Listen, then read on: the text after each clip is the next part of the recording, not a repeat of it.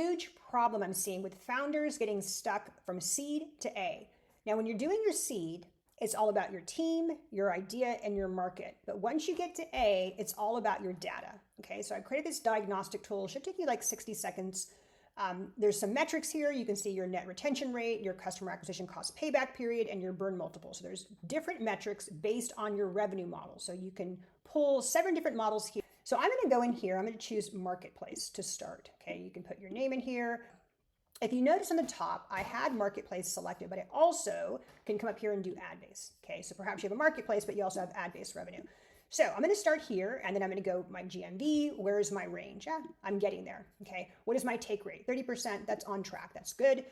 And then you're going to just kind of go through and choose whatever makes sense for you. Now, perhaps you don't know some of these things. You don't know how to calculate a leakage rate. You don't know how to calculate your contribution margins. So if you'd like, you can reach out down here and I can look at your numbers and I can help get you on track. So go through, and then again, if you have revenue streams from different revenue models, go ahead and pick those and see where you are.